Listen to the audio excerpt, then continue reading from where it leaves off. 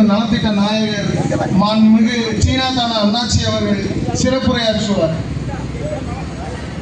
49வது வட்டக்கழக பிரதிநிதி அருமை தம்பி சுப்புராஜ் அவர்கள் மாண்புமிகு அண்ணாச்சி அவர்களுக்கு மாலை அணிவித்து கௌரவிக்கிறார்.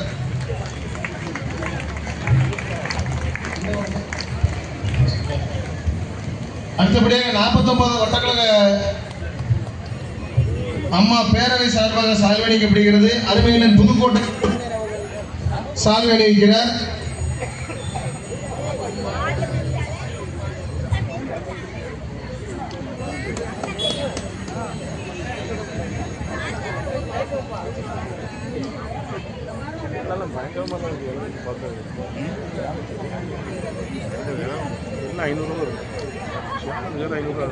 கூட இருக்கும் 800 ஆமாண்ணா மொத்தமாக குறைச்சி போகும் தனியாக வாங்கினீங்களா. அடுத்தபடியாக முன்னாள் வட்டக்கழக செயலாளர் 52 வட்டக்கழக செயலாளர் ஜெகதீஷ் அவர்கள் சால்வை அணிவிக்கிறார். முன்னாள் மாமன்ற உறுப்பினர் அருமையினர் சகாயராஜ் அவர்கள் சால்வை அணிவிக்கிறார். மாவட்ட சிறுபான்மை பிரிவு பகுதி செயலாளர் அசன்பாய் அவர்கள் சால்வை அணிவிக்கிறார்.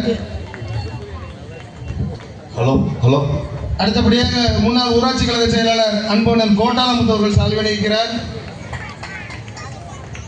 அடுத்தபடியாக மாவட்ட பிரதிநிதி என் அன்பு அம்மா ஜேடி அம்மாள் அவர்கள் சால்வை அணிவிக்கிறார்.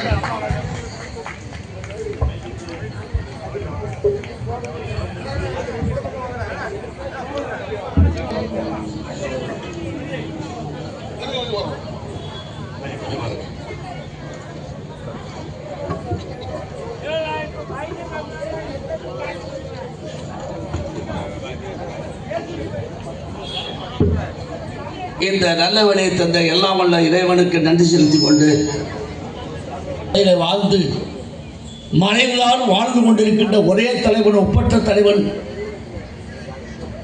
தமிழக மக்களை காப்பதற்காக தன்னையே அர்ப்பணித்த புனித தலைவர், புரட்சி தலைவர் எம்ஜிஆர். அவர் கண்ட ஏக்கம், அவர் நம்மை விட்டு கடத்துகின்ற பொழுது நம்மை காப்பதற்காக நமக்காக அர்ப்பணித்த ஒரே தலைவி புரட்சி தலைவி அம்மா. அவர்கள் இருக்கும் திசை நோக்கி வணங்கி புரட்சி தலைவர் எம்ஜிஆர், புரட்சி தலைவி அம்மா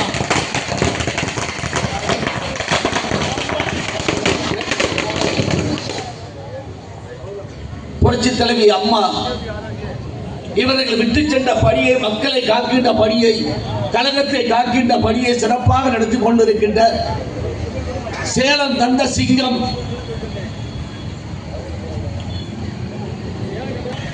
மக்களுக்காக தன்னை அர்ப்பணித்து வாழ்ந்து கொண்டிருக்கின்ற மாபெரும் தலைவர், புரட்சி தமிழர், முன்னாள் முதலமைச்சர், கழகத்தினுடைய பொதுச் செயலாளர், தமிழகத்தினுடைய எதிர்கட்சியினுடைய தலைவர் அண்ணன் எடப்பாடியாருடைய ஆணையின்படி இன்றைக்கு நம்மோடு வாழ்ந்து கொண்டிருக்கின்ற, நமக்காக தெய்வத்தோடு வணங்கி கொண்டிருக்கின்ற, தெய்வத்தோடு பாதத்தில் அமர்ந்திருக்கின்ற நம்முடைய புரட்சி தலைவி அம்மாவுடைய 77வது பிறந்த விழா.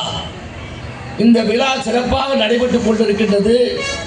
தமிழகம் உள்ள உலகமெங்கும் நடைபெற்றுக் கொண்டிருக்கின்ற உலகத்தில் அத்துணை தமிழர்களும் அம்மாவுடைய பிறந்த நாளை கொண்டாடி கொண்டிருக்கின்றார்கள். அந்த அடிப்படையிலே இந்த பகுதியிலே, நம்முடைய முத்தியாபுரம் பகுதியிலே இந்த சிறப்பு வாய்ந்த இந்த கூட்டத்தை சிறப்பாக ஏற்பாடு செய்திருக்கின்ற கழகத்துடைய வர்த்தகனுடைய மாவட்ட கழகத்துடைய செயலாளர் மரியாதை கூடிய தம்பி சுரசிங்க அவர்களே,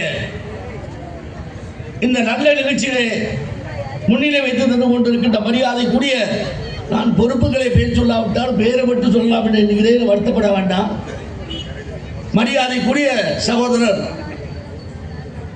பொன்ராஜ் அவர்களே, இந்த பகுதியில் உள்ள உப்பளத்து மக்களுக்கு எப்பொழுதும் குரல் கொடுத்துக் கொண்டிருக்கின்ற இரும்பு மனிதன், எனக்கு பிடித்தமானவர் என்னுடைய அன்பைக்குரிய அண்ணன் குருசாமி அவர்களே, மரியாதைக்குரிய இந்த நிகழ்ச்சியிலே சிறப்பாக ஏற்பாடு செய்து தன்னுடைய மகனுடைய திருமண நிச்சயார்த்த விழாவில் கூட கலந்து கொள்ளாமல் இங்கே வருகிறது. இங்கே அனைத்து நிகழ்ச்சியையும் சிறப்பாக ஏற்பாடு செய்த என்னுடைய அன்புக்கிரிய சகோதரன், என்னுடைய உடம்படவா சகோதரன் கோட்டாலமுத்து அவர்களே, சிறப்பான நிகழ்ச்சியை கலந்து கொண்டிருக்கின்ற மரியாதைக்குரிய சகோதரர் மனோஜ் குமார் அவர்களே, என்னுடைய அன்புக்கிரிய சகோதரன் எட்வின் பாண்டியன் அவர்களே, எனக்கு முன்னால் சிறப்பாக உரையாற்றி விட்டு அமர்ந்திருக்கின்ற மரியாதைக்குரிய அண்ணன் சந்தானம் அவர்களே, சிறப்பாக நல்ல ஒரு கருத்துக்களை மத்தியில் எடுத்து வைத்து அமர்ந்திருக்கின்ற மரியாதைக்குரிய வழக்கறிஞர் அன்புக்கிரிய சகோதரர் US சேகர் அவர்களே, சிறப்பாக கருத்துக்களை ஒரு மத்தியில் எடுத்துரைத்து திராவிட முன்னேற்ற கழகத்துக்காரர்களுடைய அடாவடித்தனத்தை உங்களுக்கு புள்ளி ஓரமாக எடுத்துக்கூடிய மரியாதைக்குரிய சகோதரர் என்னுடைய அன்பு சகோதரர் அகஸ்தீன் அவர்களே, சிறப்பாக நிகழ்ச்சியை கலந்து கொண்டிருக்கின்ற மரியாதைக்குரிய சகோதரர் இந்த பகுதியைச் சேர்ந்த SK மாரியப்பன் அவர்களே, சிவசாமி அவர்களே, சகோதரி சண்முகத்தாய் அவர்களே, என்னுடைய அன்புக்கிரிய சகோதரர் ஜெகதீசன் அவர்களே, அன்பு தம்பி பிள்ளை RN ராஜா அவர்களே,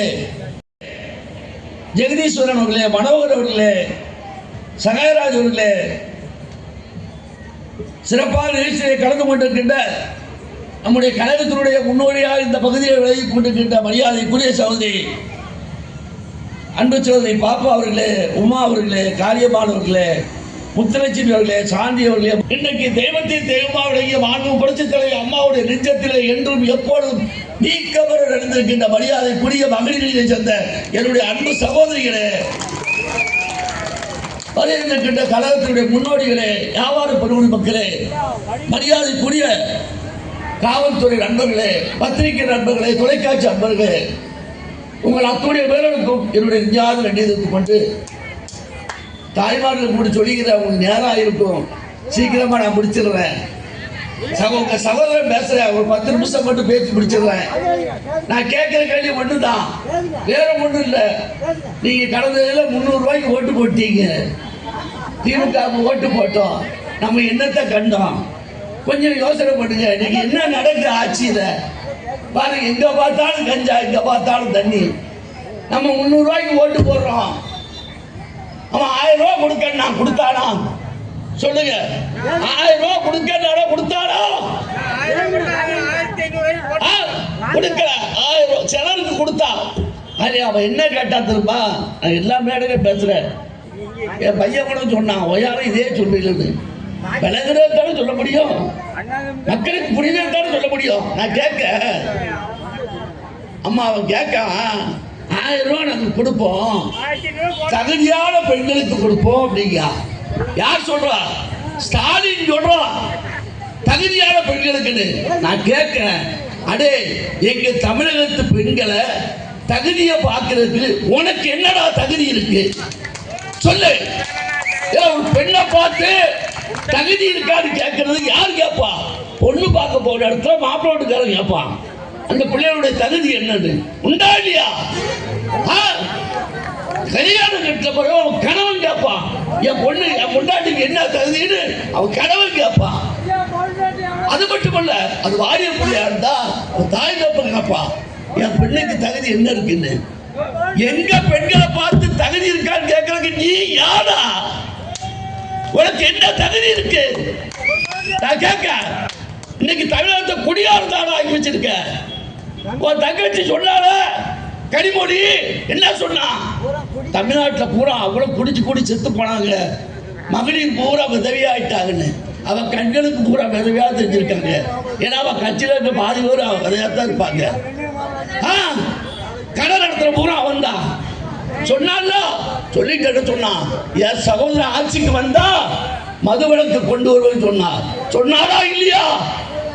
மதுவிலக்கு கைத்து போடுவது சொன்னாரா இல்லையா? கைத்து போட்டாரா? மதுவிலக்கு எடுத்தாரா? இன்னைக்கு நம்ம பொஞ்சாங்க பிள்ளைகள், நம்முடைய பெண்கள் எவ்வளவு கஷ்டப்படுறாங்க உண்டா இல்லையா? நீ சொன்னிய தாயி, எல்லாரும் குடிச்சு கெட்டு செத்து போனாங்கன்னு நான் கையெழுத்து போடுவான் சகோதரன் சொன்னிய. கையெழுத்து போட்டு கடையை மூடிட்டியா? மூடலிய. 200 ரூபாய்க்கு வைக்கிற பாட்டு 300 ரூபாய்க்குல விற்க 200 விற்கிற கோட்டை 300 விற்கான், அதையும் 10 ரூபா கமிஷன் அடிக்கான். உண்டாடியா? நான் கூட கேட்டேன் என் சகோதரர்கிட்ட, ஐயா மேடையில் பேசும்போது சத்தப்படாங்க, மேடையில் பேசும்போது கோட்டை என்ன விலை, ஆப்பு என்ன விலை கொஞ்சம் கேட்டு சொல்லியா அப்படின்னு நான் கேட்டேன். என் கூட எங்க சகோதரர் சொன்னாங்க, தலைவா உன்ன மாதிரி நாங்களாம் அந்த கடை பக்கமே நாங்கள் போனதில்லை, நீ எங்ககிட்ட போய் கேட்கீங்களா அப்படின்னாங்க. அப்போ யார்கிட்ட கேட்கலான்னு அப்போதான் சொன்னாங்க, டாஸ்மார்க்குன்னு ஒரு தொழிற்சங்கம் இருக்கு, அதில் ஒரு மாவட்ட தலைவர் செயலாளர் இருக்காரு எங்கள் கட்சியில், தம்பி விஜயகுமார், அவன்கிட்ட வேண்டாம் கேட்போம் அப்படின்னு சொன்னாங்க. அது எந்த அளவுக்கு நாங்கள் இருக்கோம். நான் என்ன சொல்றேன், நீ குடியை கெடுக்கும்ல பழையா அவ்வளோ கடை யார் வச்சிருக்கா? எல்லாம் தான் திமுக கடை வச்சிருக்கான், எல்லாம் தான் வச்சிருக்கான். இன்னைக்கு என்னாச்சு, ஒரு எங்க பார்த்தாலும் வர கஞ்சா பையில வாரி முடி எல்லாம் வண்டி ஓட்டுறான், பைக்கில் அடிச்சு போட்டு போயிடறான். அவ்வளோ பாருங்க பையன் காலையில் எதிர்ச்சோடி நீ தான் அழுகிறான். அவ்வளோ கஞ்சா, இவ்வளோ போத யாரு காவல்துறையால் ஒன்றும் செய்ய முடியல. காவல்துறை ஒன்றும் செய்ய முடியல. அவங்க கைகள் கட்டப்பட்டிருக்கு, கைகள் கட்டப்பட்டிருக்கு, அவங்களால ஒன்றும் செய்ய முடியல.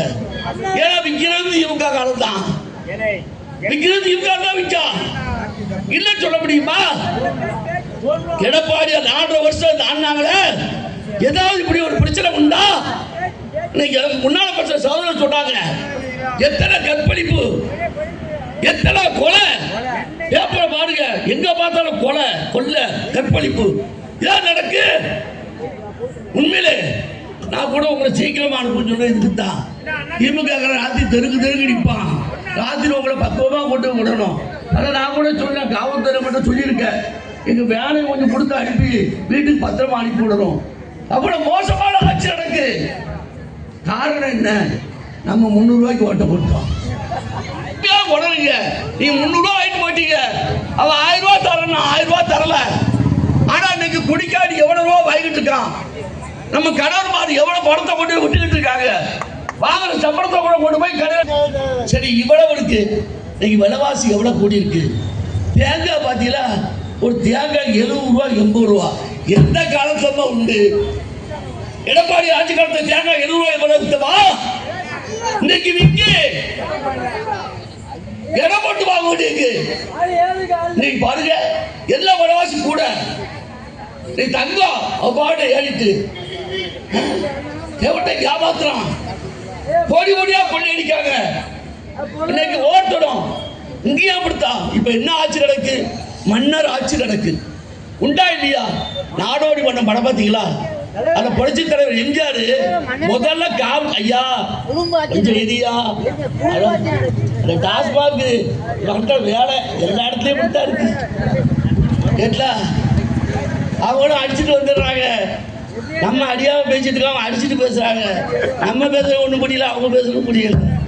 நினைச்சு இது எல்லா கூட்டத்தையும் இப்படித்தான் இருக்கு. நினைச்சு கடையை அதான் 3 அந்த பிரச்சனை வருமா? நீங்க ஒழுங்கா ஓட்டா போட்டா ஒழுங்கா முடிவும்ல. பாருங்க நாடோடி மண் வடத்துல முதல்ல எடுத்தோட புரட்சி தலைவர் எம்ஜிஆரை காணிப்பாங்க. என்ன கோடு கொண்டு வராது? மன்னர் ஆட்சி சொல்லுங்க, மன்னர் ஆட்சி, மன்னர் ஆட்சி, மக்கள் ஆட்சி, மக்கள் ஆட்சி. தலைவர் போட பிடிச்சிட்டு வருவாரு. இன்னைக்கு அந்த ஆட்சியா நடக்கு, மன்னர் ஆட்சியா நடக்கு. கர்நாடக முதலமைச்சர் இருந்தாரு, அவர் பையன் ஸ்டாலின் முதலமைச்சர் ஆயிட்டாரு. அவர் பையன் உதயநிதி ஸ்டாலின் துணை முதலமைச்சர், அவர் மகன் இன்பநிதி. என்ன மக்களுக்கு நிதியெல்லாம் கொடுத்துருக்கு, அவன் பேர கூட நிதியா வச்சுக்கிட்டான். இன்பநிதி அடுத்த தயாராகிட்டான். அவன் குடும்ப ஆட்சி, மன்னராட்சி நடக்கு. அப்படிதான் நடக்கு. அதே மாதிரி இங்க பெரியசாமி அவரே ஒருத்தர் நல்லவன் சொன்னாயா, படுவாவி, ஒரு படுவாவி, ஒரு துரோகி, அவரை நல்லவங்க ஐயா. நாடு விளங்குமா? இங்க இருக்கிற உப்பளத்து மக்களுக்கு தெரியும் பெரியசாமியை பத்தி. உப்பளத்து மக்களுக்கு தெரியும். கூலி வாங்க கூட்டாரா, முதலாளிக்கு சப்போர்ட்டா கையெழுத்து போட்டாரு. அன்னைக்கு மில்லுல இதான் ஆர்வி மில் விஜயா ஹவுஸ்ல முதலாளிக்கு ஆதரவா கையெழுத்து போட்டு தொழிலாளிக்கு ஒற்றோட ஏற்றி அந்த இடத்த வாங்கினாரு. அதைத்தான் எனக்கு முன்னால பேசணும்னு சொன்னாங்க. இன்னைக்கு லாஜ் கட்டி இடம் மில்லு தொழிலாளி இடம், மில்லு தொழிலாளி இடம் நீங்களா பார்த்துருப்பீங்க. மூணாங்கட்டு பக்கத்துல அவனை காலி பண்றதுக்கு இவர் அப்ப சேர்மன் பின்னால அப்ப கிணறு தான் தண்ணி போக்கணும். அந்த கிணத்தை கொண்டு அப்ப எடுப்பு கக்குசு அந்த டப்பாவெல்லாம் கொண்டு உள்ள போட்டாங்களா இல்லையா? கீதாஜி மனித மறுக்க முடியுமா? என்னடா என்னடா எது முனிசிபால் இடம் உனக்கு தெரியாது? அது முனிசிபால் இடம் இல்ல, மில் இடம். தொழிலாளிக்கு விரோதமா கையெழுத்து போட்டு அந்த இடத்தை வாங்கினாங்க. அது மட்டுமா, அதுல கடை வச்சிருக்காங்க. ஒரு அரசியல்வாதிக்கு பஸ் ஸ்டாண்டுக்கு பக்கத்துல இவ்வளவு பெரிய கடை இருக்குன்னா அது யாருக்குன்னா பெரியசாமி கொடுத்துருத்தான். அந்த கடை யாருக்குமா? அதுக்கு வாங்கின பணம் ஸ்பின்னிங் மில் ஓனர். அப்பதான் அவர் தான் ஸ்பின்னிங் மில் ஓனர். அவர் தான் தமிழ்நாடு மெர்கன்டைல் பேங்க்ல சேர்மன். அவர் மூலமா கையெழுத்து வாங்கி அவர்கிட்ட அந்த லோனை வாங்கி அங்க கட்டடம் கட்டாங்க. அவங்க அந்த இடம் ஃப்ரீயா கிடைச்சது. அந்த லோனு கட்ட தள்ளுபடி பண்ணிட்டாங்க. என்னால நிரூபிக்க முடியும். நீ இவரை பார்த்து நல்லவன் சொல்ற ஒருத்தன் துரோகி. யாரு மன்னிக்கலாம்? அது சொல்ல மாட்டாங்க. அம்மாவும் தலைவரும் தெய்வம், அவங்க மன்னிக்க மாட்டாங்க, மன்னிக்க மாட்டாங்க. ஏன்னா இந்த ஏக்கம் சும்மா யாருக்காடியோ சேர்த்த ஏக்கல்ல. அது யாராவது சரி, நானாக சரி, எவனும் விளங்க மாட்டான். அவன் குடும்பம் விளங்காது, குடும்பம் விளங்காது. என்ன நினைச்சுக்கிட்ட? அம்மா சொன்னாங்க எனக்கு பிறகும் 100 ஆண்டு காலத்து கட்சி இருக்குன்னு. இன்னைக்கு எடப்பாடியார் கட்சி நடத்துறாரு, 4 வருஷம் கட்சி நடத்துறாரு. உங்களுக்கு பொங்கலுக்கு இடம் கொடுத்தாங்கல்ல எடப்பாடியார் தெரியுமா? 500 5 தாத்தா 5 தாத்தா கொடுத்தாங்க தெரியுமா? 2500 ரூபாய் கொடுத்தாங்க பொங்கல் பரிசா. எடப்பாடியார் கொடுத்தாரு, கரும்பு கொடுத்தாரு, சக்கரை கொடுத்தாரு, பச்சரிசி கொடுத்தாங்க. அது மட்டுமல்ல, ஏலக்காய் நம்ம முந்திரி பருப்பு எல்லாம் கொடுத்தாங்க. இந்த திமுக ஆட்சியில கொடுத்தாரா? கொடுக்கல. அவன் என்ன கொடுத்தா தெரியுமா? பச்சரிசி கொடுத்த பச்சரிசி கொடுத்துட்டு உங்களுக்கு பொங்கல் வைக்கிறதுக்கு சீனியை கொடுத்தாமா. சீனிய ஆனா பாவி வாக்கரிசி போடுறதுக்கு அடிச்சு கொடுத்தா பாரு சீனியை கொடுக்க. ஏடா பொங்கல் வைக்கிறதுக்கு சீனியா போடுவாங்க? நீ பொங்கலே சாப்பிட்டு இல்லையா? இவன் சாப்பிட்டுக்க மாட்டாமா. இதை விட அவன் அணியா எடுத்துமா. ஒரு நாள் இவன் முதலமைச்சருக்கு வாராரு, தூத்துக்குடிக்கு வாராரு. அப்போ அந்தோனியாபுரம் இருக்குல்ல, நம்ம அந்தோனியாபுரம் கோரம்பலம் பக்கத்துல. அதில் பார்த்தீங்கன்னா இந்த பயணி சீசன்லாம் பயணி இறங்கி பொம்பளையாருக்கு வித்துக்கிட்டு இருப்பாங்க. உடனே அங்கே இறங்கி வருவான். ஒரு முதலமைச்சர் பயணி குடிக்கிற காமிக்கணுமா? சரி போனியே பிடிச்சி வாய போச்சுட்டு வர வேண்டியத. அந்த அம்மாட்ட கேட்காது, ஏம்மா இந்த பயணியில் என்ன சீனி கம்மியா இருக்கு, பயணியில சீனி கம்மியா இருக்குன்னு நாடு கேட்கான். இவன் நமக்கு முதலமைச்சர். நாடு விளங்குமா அம்மா? நாடு விளங்குமா? பயணியில சீனி கம்மியா இருக்கான். இது கூட தெரியாதவெல்லாம் இன்னைக்கு முதலமைச்சர். வேற வழி இல்லை, நாடு இப்படி சீரழிஞ்சுக்கிட்டு இருக்கு. இன்னைக்கு அம்மா கொடுத்தாங்க, எவ்வளவு திட்டம் தந்தாங்க. ஆனா ஒரு திட்டம், அம்மா திட்டம் ஒண்ணுமே கிடையாது. அம்மா உங்களுக்கு எனக்கு முன்னால பேச சொன்னாங்க, தாடிக்கு தங்கம் கொடுத்தாங்கல்ல, அதே எடப்பாடியா கொடுத்தாங்கல்ல. சைக்கிள் கொடுத்தாங்க பிள்ளைக்கு, லேப்டாப் கொடுத்தாங்கல்ல. இது மட்டும் இல்ல, அவங்களுக்கு ஸ்லேட்டு, புஸ்தகம், note, geometry pencil, geometry box, colour pencil, atlas, மேலே போட்டு தோல் பை, காது போடுற செருப்பு, இவ்வளவும் கொடுத்தாங்கல்ல. ஸ்கூட்டி பிள்ளைகளுக்கு அம்மா உணவம்மா இட்லி அம்மா உணவம் எல்லாம் கொடுத்தாங்களா? இன்னைக்கு இருக்கா? கேட்க இருக்கா? இல்ல, கிடையாது. இல்ல, அவ்வளத்தையும் மூடிட்டா. அம்மா கொடுத்தாங்க, எடப்பாடியார் கொடுத்தாரு, எல்லாத்தையும் மூடிட்டா. ஆனா இன்னைக்கு வரிய பாருங்க, வீட்டு வரி குடித்து தெரியுமா? தண்ணி தீர்வை குடித்து தெரியுமா? கரண்ட் பில் குடித்து தெரியுமா? பத்திரப்பதிவு குடித்து உண்டா இல்லையா? இவ்வளவும் நடந்திருக்கு, இவ்வளவு பண்ணிருக்காங்க. ஆனா மக்களுக்கு என்ன பண்ணாங்க சொல்லுங்க? மக்களுக்கு என்ன பண்ணாங்க? ஒண்ணுமே பண்ணல. இப்ப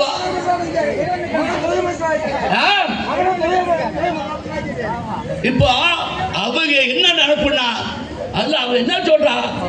பணம் இருக்கு, நான் பணத்தை கொடுத்து ஓட்ட வாங்குவேன். இதான் அவங்க எண்ணம்.